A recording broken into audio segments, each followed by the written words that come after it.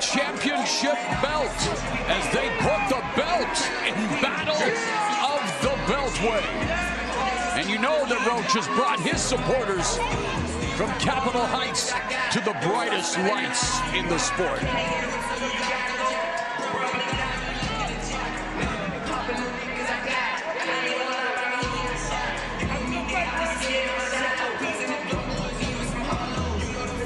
Roach looking to become a simultaneous two-division champ, a feat first accomplished by the legendary Barney Ross back in 1933 when he won a lightweight and light welterweight titles against none other than Tony Canzoneri. Of course, a guy by the name of Henry Armstrong, the first to hold titles in 3 different divisions. A little history lesson as Roach looks to make history here tonight. Lamon Troch, a very skilled and disciplined boxer, and in this fight he's got to stay disciplined and be unpredictable, not staying stationary in front of Tank Davis, not give him anything and box. I know it's easier said than done. Everybody's been trying to do that, but that's exactly what you need to do against a Tank Davis. Well, they have that. Roach said he not need to be defensively sharp 24/7. He's got to throw a no-hitter in that regard. Yes. He's got to stay to form, knowing the danger across from him. But like we mentioned, his attitude, his confidence has been different compared to other Tank opponents. Yeah, riding a 6-fight win streak since his lone loss in his first title fight against Jamel Herring. Since then, he's been more aggressive, scoring 6 knockdowns in 6 fights, half of those ending in knockouts. Speaking of knockouts, here comes a KO King.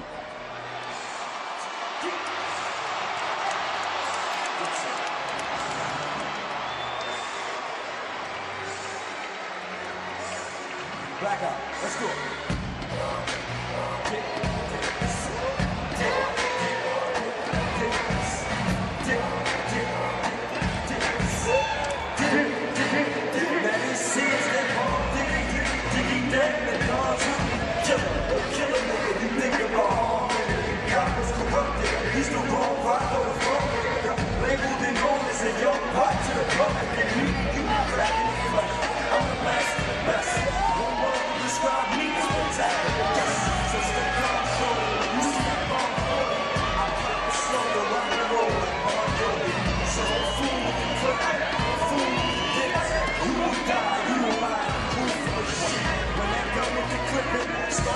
Tank Davis has transcended the sport of boxing. Brian, he's a cultural phenomenon from Chief Keef to Lil Durk, Lil Baby to Jay-Z. Rap's biggest names have soundtracked his ring walks and name-dropped him in their bars. Hey, when the likes of Wu-Tang Clan, Redman, and others shout you out, you're bigger than boxing. And hey, Abner, how about Peso Pluma? He dropped a track named Gervonta, and you talk about a big boxing fan, Peso Pluma, the name says it all. Peso Pluma translates to featherweight, a big boxing fan.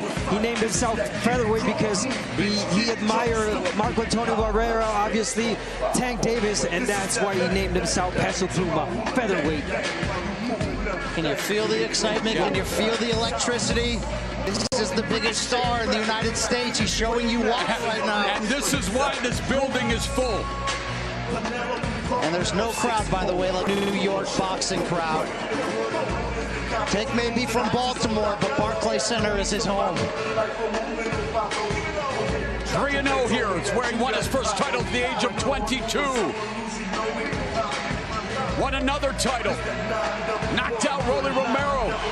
And now Gervonta Davis making his way into his office. The theater of truth. Gervonta Davis versus Lamon Troch. The moment has come for the official introductions for tonight's main event. Once again, we go back inside the ring. Here is Jimmy Lennon Jr.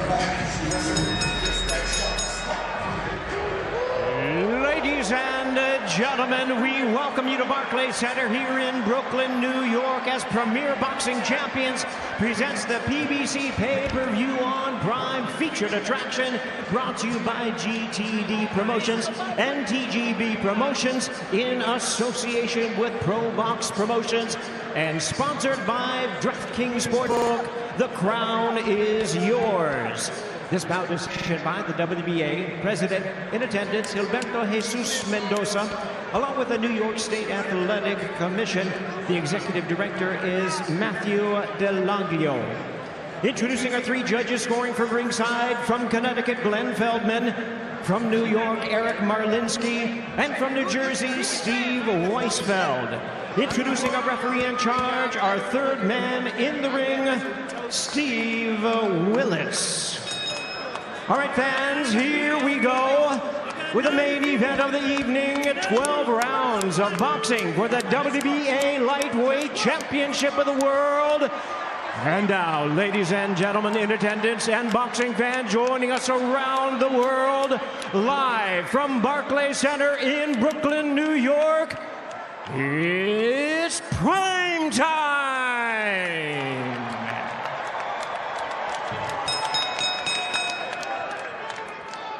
Introducing to you first the challenger on my left, fighting out of the red corner, wearing green trunks, hailing from and representing our nation's capital of Washington, D.C.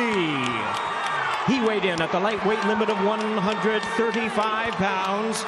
With a record of 25 wins, 1 loss, and 1 draw, he has 10 wins coming by way of knockout. Tonight, he is moving up in weight as he attempts to capture his second World Division title. Ladies and gentlemen, please welcome tonight's challenger, the current WBA Super Featherweight Champion of the World, introducing Lamont, the Reaper Roach Jr.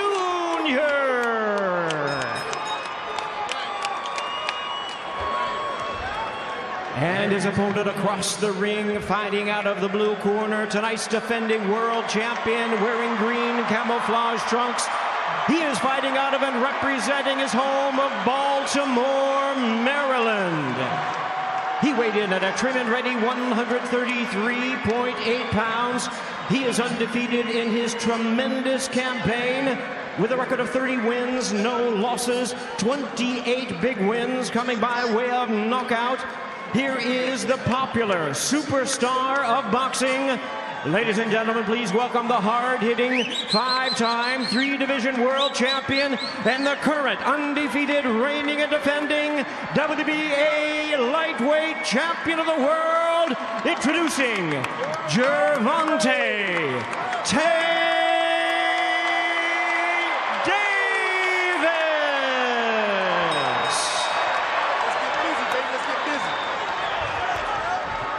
Once again, our referee in charge is Steve Willis. Now to give instructions.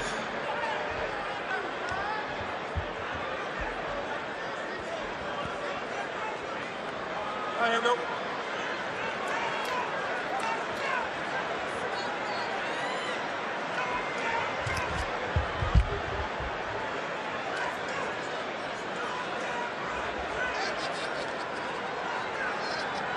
Okay, gentlemen, you're both receiving instructions in the dressing room. I want you to obey the commands and protect yourselves at all times. Right now, we're going on the low on the green. We're going to go low underneath the black. All right, got it? Tap up. It's going to work. Steve Willis, referee for Gervonta Davis. Well, you know, the sport of boxing isn't about who throws the most. It's about who lands the right punch at the right time. Davis, a master of that science. But for Lamont Roach, he knows that when it comes to beating Davis, it's not about just skill. It's about flawless execution under constant pressure. Roach Jr. believes his IQ is sharper than the #2 pencil. But he'll need more than wit to withstand Davis's precision and power. Round number 1. And the big question here, Mo, and I think we all want to see, is if Tank Davis is going to start fast. We know the answer. I know. Well, if you want to look for some areas Roach thinks he has advantage, one thing he said is fighting on the inside. His quote was, "We're going to see if Tank is really an inside guy in this fight." Been well chronicled. First 3-4 rounds. Davis downloads that data like an AI-generated knockout artist. And for Roach, it's going to be up to him to, does he elect to take the fight to Davis? Does he wait for Davis to come to him? One thing you can say about Roach, he has never looked in better shape coming in. Looks big, looks strong. Yep. Confident, I mean. And we talked about it, Brian Custer, all of us saying, you know, for most opponents, it's like that Mike Tyson effect. You walk to the ring, dead man walking. For Roach, though, familiarity. They've sparred a lot. Yes, they faced each other in the amateurs. And Roach is a champion. He holds a title. He may not have been on this stage before, but he knows what it takes to be a champion. And tonight he wants to make history. Well, when you come back from defeat like he did in his first title bout against Jamel Herring, which he said created this persona of the Reaper, and you come back and put together the run that he has, that is a champion in form right there. Let's see, though. Familiarity has brought confidence to Roach, but too much confidence against Tank is a recipe for disaster. Knowing Tank Davis, I doubt he listened to Blue Oyster Cult's "Don't Fear the Reaper," but that's the sentiment that I'm sure he has going into this fight. 1:15 left here in the opening round, and yes, a cautious start. Yep. IQ right now from Roach. We know he's really smart, taking in data right now, trying to read Tank Davis and not trying to let Davis read him. Might not be surprised that with 2 minutes gone, Davis has yet to land a punch. Well, this is Roach kind of forcing Davis to take the lead, which is an interesting strategy. That's what we talked about. But there's that tension. You need to cut it with a chainsaw with a Tank Davis fight. It says the one on his trunks, and yeah, he is the one to sell out arenas, coast to coast. He's also the one to add interesting tattoos, creative designs. How about the red letters "Pain" on the top of his forehead? Post Malone is jealous. I like what Roach is doing right now, and I know most of the opponents that David has faced the first 3-4 rounds are always, they're pressuring, they're winning the rounds, and right now Roach putting that pressure, being smart with the pressure. Well, if you're Roach, you can't be afraid if the crowd boos. That might mean that you are controlling the terms of this fight. Well, he's been compared to Mike Tyson. Might as well get those face tattoos as well. And there we go. 1 of 12 for Davis, 3 of 17 for Roach. No, I don't need that whole dapper right there. Dapper right there. One more, man. All right. Give it, sir. Don't forget to use your jab, all right? Okay? You got it? Left or right, head off the line. Don't find yourself just standing in front of him like I did with the headlights, all right? Head side to side. Make sure you pop that jab. And if you're toe-to-toe, if you're not working, get the fuck out of there, all right? Keep him in the circle, okay? How you feel? Good. Deep breath again. Throw it out one more time. Touch something. Just touch something. Just move around here. Okay. Head off the line, yeah. All right? New voice in the corner for Gervonta Davis, that being Barry Hunter. Calvin Ford still part of the camp. Meanwhile, in Roach's corner, his dad telling him to feint, telling him to try to lure Davis into a counter opportunity. Of course, Davis knows all about making counters count. Well, this does align with what Roach was saying regarding his strategy. He wanted to really make Tank think. He thinks that could be the difference in his performance, obviously, compared to the others Tanks have had. So many of those fights ending by knockout, by the way. Here's a rarity in round 1. All punches were landed to the body. Yeah, we talked about the reach and making Tank Davis think. And there's those feints that Roach is using right now. Try to make a mistake and make him pay. But again, I'm liking how Roach is walking Tank Davis back.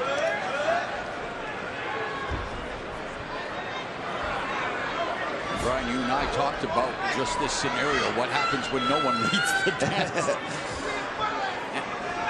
Already it's smattering.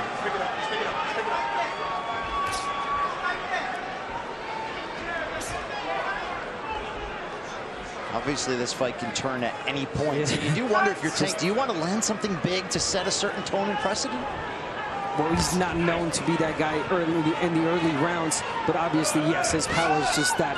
And yet it's interesting. Before every Tank fight, always go back, watch tape. In those early days, my goodness, was he a beast in those first rounds. But it's low output, high accuracy, maximum damage.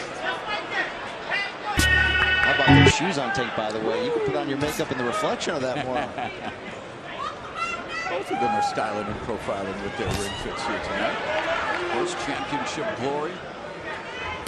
Up for grabs. Roach given special permission to move 5 pounds up for this huge opportunity. Double jab. There's a jab by Davis. Southpaw against orthodox. Roach in the center of the ring. Again, very cautious. He's building the tension. And you know, we've said it many times. You watch a Tank Davis fight, it's like sitting on the edge of your seat during a blockbuster thriller. You know that a twist is coming, but the suspense is half the fun. Yeah, it's just a matter of when, really. But again, Roach, I mean, smart round. He's not throwing a lot, but being cautious, being smart. He knows he cannot make mistakes against Tank. And you look at this lightweight division, of course, a new star on the rise. Another Davis added to the championship mix with Keyshawn Davis, Shakur Stevenson, Vasily Lomachenko. How about the talent? So much talent, and you know, there's hope that they will start to mix it up. There was talk that Davis would face Vasily Lomachenko before Lomachenko pulled out and then had the back injury. But here we are in Brooklyn for this championship fight. And don't get greedy when you're in the road. Don't get greedy. Lamont's dad telling his son. Like that, all right? The ref already told you about the clincher. You know what I'm saying? Work your free hand. You try to sneak one in there. You tried. That dirty shit. But it's all good. All right? Good small pressure, all right? We're going to build off that, okay? When you get in there faint, jab, rock jab, throw the 1-2 from range, and then hop back over to the right, all right? All right? Because it's going to turn out. No. Know the shots you're looking for. Start countering this. All right? Get low. When he get low like that, you get low. Punch. Or push down on his ass, all right? All right? All right, take it out.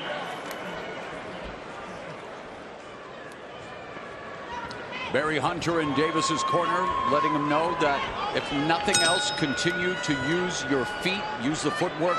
He feels Roach's feet are already heavy. I'm just wondering, what would happen if a Tank Davis fight started in round 6?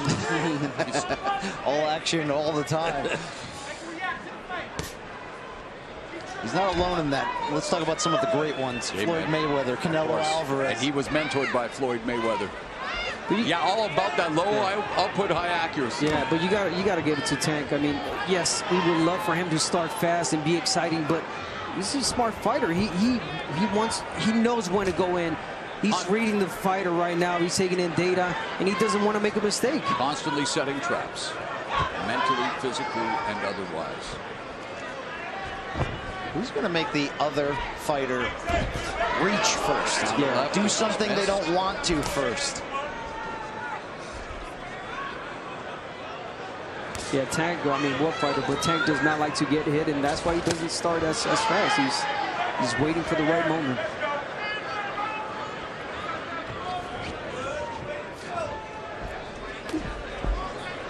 We need that double jab from Roach. The corner asked for it.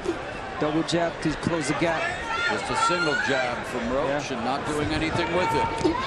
Missing with the right, the defense on display. There's Tank Davis utilizing the instructions from his corner. Barry Hunter utilizing his feet much more here in round 3. Good body shot there from Tank. There's another body shot from Davis. Straight right down the middle. Always a weapon against the southpaw, public enemy number 1. But let's not forget that left hook. And Roach has a decent left hook. Loves to go to the body as well. Roach told us he has no issues at all with southpaws. The only loss, the only draw in his career did both come against left-handed fighters.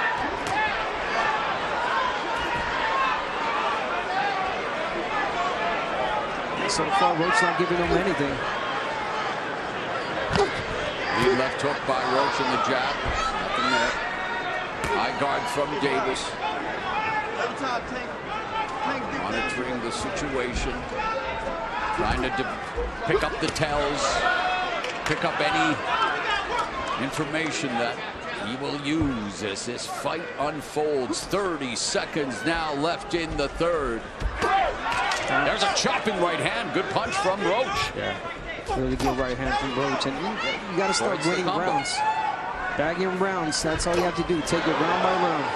Well, we saw in Tank's last fight, first 3 rounds, Frank Martin do a good job of of taking the fight to Davis, having success. We've seen that with the likes of Leo Santa Cruz. We saw with Ryan Garcia, what happened when he got aggressive, got dropped in round 2. So again, it's not a catch-22, but it can be a catch-22 when it comes to fighting Tank Davis. It's just not getting greedy. Yeah.